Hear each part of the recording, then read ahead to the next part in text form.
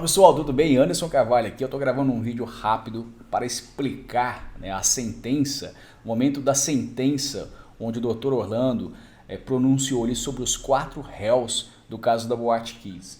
Lembrando que esse vídeo a gente deve avaliar sempre o contexto. Então aqui nós temos um contexto, não adianta a gente querer pegar esse contexto e utilizar ele em qualquer outra situação, porque as reações, as emoções serão diferentes, podem trazer outros significados. É por esse motivo que eu bato muito naquela parte do contexto. Cara, qual é o contexto que você viu essa expressão? Essa expressão pode ser o que ela pode estar querendo nos dizer aqui, perfeito? Então, sem mais delongas, eu vou ser bem didático, bem prático e até mesmo muito simples, tá? Quase indo para um lado simplista, mas eu vou ser bem simples porque eu quero que você entenda o que é relevante aqui. O vídeo a gente editou, cortamos ali a parte, somente aquela que nos interessa, que é a parte ali onde chega o HC, o habeas corpus ali, e é onde ele começa a fazer a leitura, perfeito? Então, ó, vamos prestar atenção, passo a passo aqui, ó.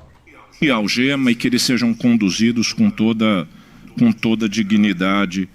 Ó, perceba que ao pegar, a secretária, a assistente dele já havia deixado ali, né, o habeas corpus, e na hora que ele pega o habeas corpus, primeira coisa que acontece aqui é que interrompe o fluxo verbal dele.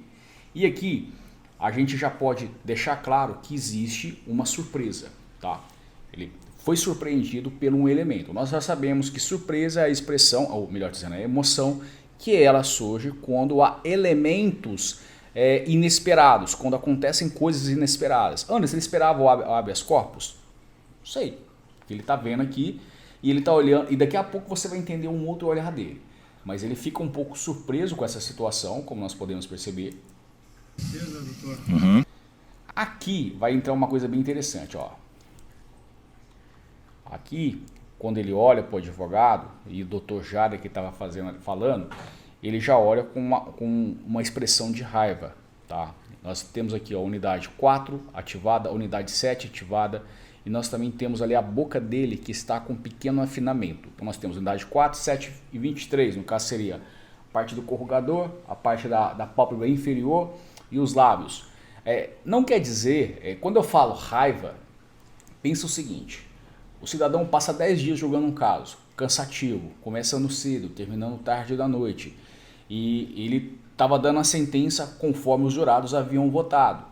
O que ele queria? Ele queria que cumprisse aquilo que de fato eles ficaram ali os dias. Aí chega um habeas corpus que fala que ele tá dando ali a liberdade para um dos réus, que é isso que ele vai falar. Então, tipo assim, é meio frustrante, tá? Não é que ele ficou com raiva do advogado, mas a situação e a raiva nós precisamos entender que qual é o gatilho para ativar a raiva? Impedimento. Então, de certo modo, ele foi impedido de dar ali o cúmplice conforme ele estava fazendo. E aqui não tem nenhuma briga de vaidade, nada disso. Cada um fazendo o seu trabalho.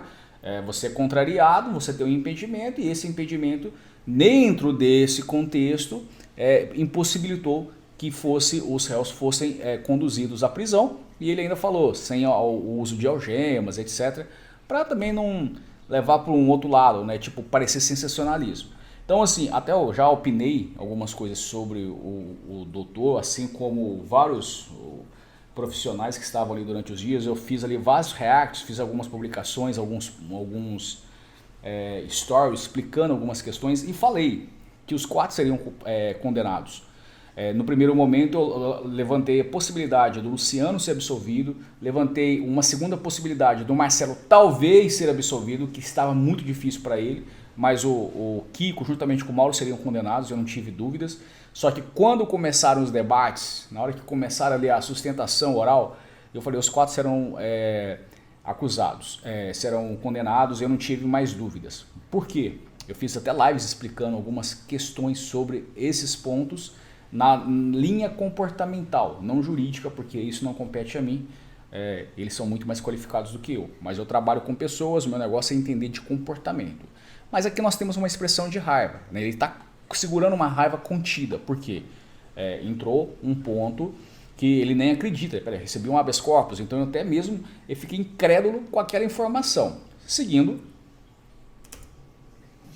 Fomos informados agora há pouco da concessão de um habeas corpus preventivo. Alguém falando, possivelmente o Dr. Jader, eu não sei.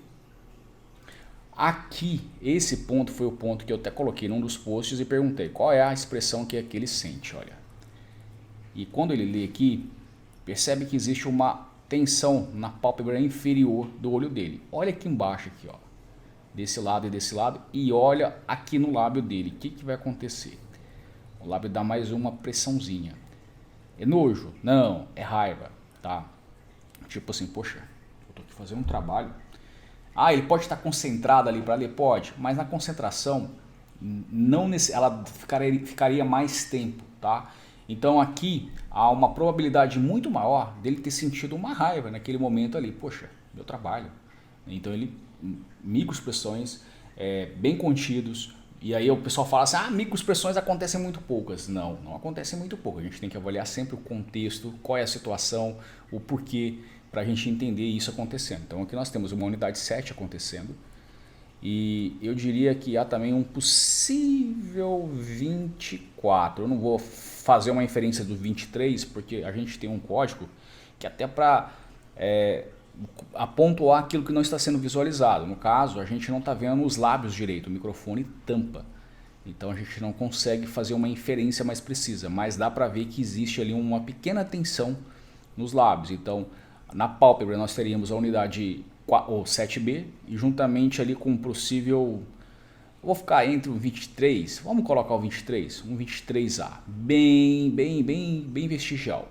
Enfim, é assim que a gente faz essas análises, ok? Só que, quer dizer, é assim que a gente começa a entender as análises, mas as análises mesmo elas possuem marcações e uma série de outras coisas, só para contextualizar aqui qual é o tipo de trabalho que nós fazemos com relação aos laudos. Eu vou deixar o vídeo porque no final tem uma expressão interessante, na verdade uma série de expressões também interessantes. Corpus preventivo em favor dos réus, suspendo a execução da decisão que proferi.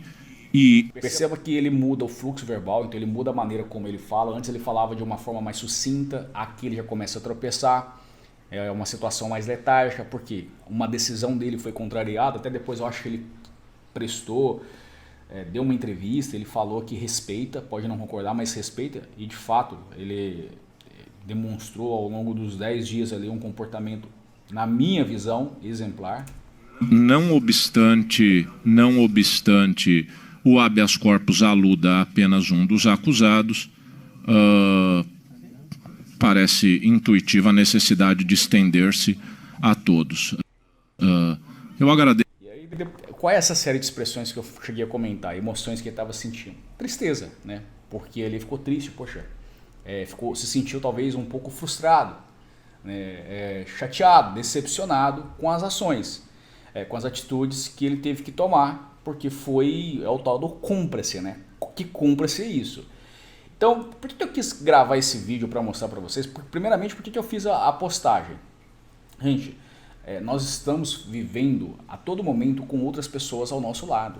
No dia a dia, no trabalho, em qualquer situação. Entender basicamente, ou quando eu falo basicamente do comportamento humano, é como você falar. Você precisa saber se expressar, comunicar de uma forma que a outra pessoa compreenda.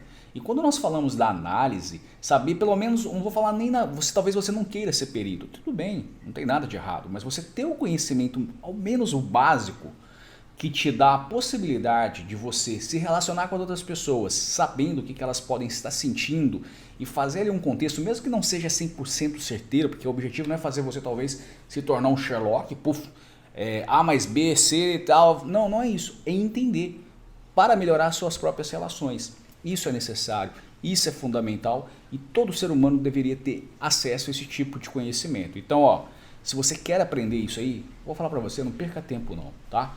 No link aí da bio tem uma parte do treinamento, você pode optar por esse, ou pode optar por um outro que é mais básico, mas eu posso te garantir que a escolha que você fizer, você estará bem nutrido de informação, de conteúdo, para que você possa de fato colocar em prática e oferir resultados que vão transformar a sua vida, seja no âmbito pessoal como no profissional. Um grande abraço e até o próximo vídeo. Tchau, tchau.